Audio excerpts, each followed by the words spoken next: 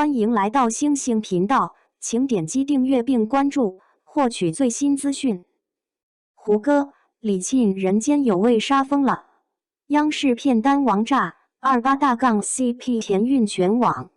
如果你最近刷过娱乐新闻，那组28路透几乎不可能没见过。昏黄路灯下，老式自行车缓缓前行，胡歌骑车，李沁侧坐后座，影子被灯光拉得修长而温柔，没有刻意摆拍，没有工业糖精，就那么几张图，半天之内把人间有味年代感封神直接送上热搜，阅读量破3亿。网友一边喊着甜运了，一边把2026剧王的帽子提前扣给了这部人间有味。可热闹归热闹，我翻资料的时候心里咯噔一下，导演栏里写着黄磊的名字，就是那个拍出豆瓣只有2.9分的中国版《深夜食堂》的黄磊。同一个导演，同样是美食题材，这次是能一雪前耻，还是会把胡歌、李沁也拖进黑历史？这反差够刺激吧？先别急着下结论，咱们看看这次黄磊手里到底攥着什么牌。首先，这剧本的底子跟当初那碗老坛酸菜牛肉面可完全不是一个档次。人间有味改编自常小虎的小说《收山》，这小说拿过上海文学奖，金宇澄都夸他精字精韵，细节深入骨髓。故事扎在90年代的北京，围着万唐居这家100年老字号的兴衰打转。剧集改编自常小虎的小说《收山》，这本书拿过上海文学奖，金宇澄评价他精字精韵，细节入骨。故事扎根90年代北京，以100年老字号万唐居的兴衰为轴，讲的是一整个行业在时代洪流中的挣扎与重生。这里头有灶台上的油烟气，有师徒间的手艺传承，更有外资进来，市场变天带来的冲击和迷茫。他讲的不是几个人在深夜食堂吃泡面低小情小调，而是一个行业，一群人在时代大浪里扑腾的大故事。这格局先就稳了。再说演员，这次可不是请几个明星来客串吃面那么简单。胡歌这次是真豁出去了，为了演好从叛逆学徒一路干到改革派主厨的樊大成，他提前3个月就泡在了北京的后厨里，跟着全聚德的非遗老师傅，从片鸭子到颠大勺，一样样死磕。据说生生减了10几斤，手上磨出的茧子都没消。开机那天，他握着锅饼一颠，那架势，旁边的真厨师都点头。李沁也一样，她那个角色杨雨竹是个要强又独立的女性，为了贴近角色，她跑去学算盘，练剪纸，还得琢磨什么分子料理和菜品创新。她身上那股子昆曲底子熏陶出来的古典劲儿，跟90年代那种质朴又向上的气质意外的合拍。更难得的是，胡歌还主动陪着李沁对戏，一默就是3小时，自己手写了20多条表演笔记。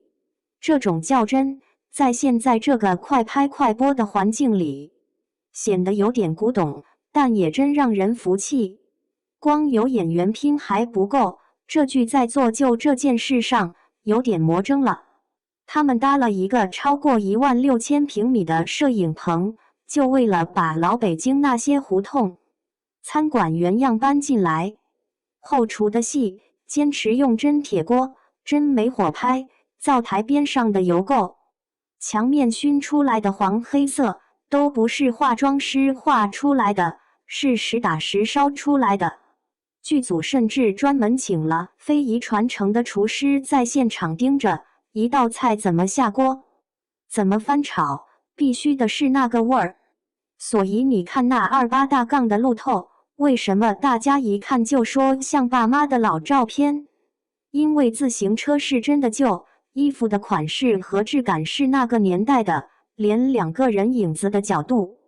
都透着一种现在摆拍不出来的自然和家常。有网友对比了其他一些号称年代剧的作品，里头锃光瓦亮的道具和一尘不染的街道，吐槽说人间有味，这才叫复古，别的顶多算 cosplay。双引号，阵容也是顶配。除了胡歌和李沁这对新鲜组合，后面还站着何冰、刘佩琦这一票老戏骨。想想何冰那张满是故事的脸，往老字号掌柜的柜台后头一站，戏都不用演，味儿就对了。刘佩琦老师更是年代剧里的定海神针，有他们拖着底，年轻演员的戏不容易飘。这么一圈看下来，人间有味手里攥的牌确实漂亮，扎实的原著打底，主演玩命投入，制作细节抠到极致，戏骨阵容保驾护航。所有这些似乎都在努力抵消导演黄磊之前那部《深夜食堂》带来的信任危机。那部剧最大的问题是悬浮，是照搬，是不接地气。而人间有味从根子上就在反着来，他要的就是地气，就是烟火，就是真实。但问题也就在这儿，一个好剧本，一群好演员，一股子较真的劲儿，就一定能救回一个导演的口碑吗？导演毕竟是那个掌勺的人，食材再好，火候和调味差了，菜也可能做砸。黄磊这次是找到了对的菜谱剧本，备齐了顶级的食材、演员和制作，可他到底能不能把握住这锅大菜的复杂火候，把时代的厚重、行业的变迁、人物的挣扎都妥妥地炖进那一方灶台的烟火气里。现在所有的赞美和期待都还建立在预告、剧照和路透上，真正的考验是那几十集成片播出来的时候，观众们因为胡歌的自行车和李沁的侧影上了头，可最终让他们下头的会不会是某个脱线的剧情，或是某处尴尬的调度？所以当全网都在夸28大杠 CP 好甜，剧组好用心时，我反而觉得人间有味最吊人胃口的从来不是糖，而是结果。这一次手握顶配阵容的黄磊，究竟是彻底翻身，还是再次把一桌好菜做出了熟悉的泡面味？答案只能等灶火真正点起来的那一天。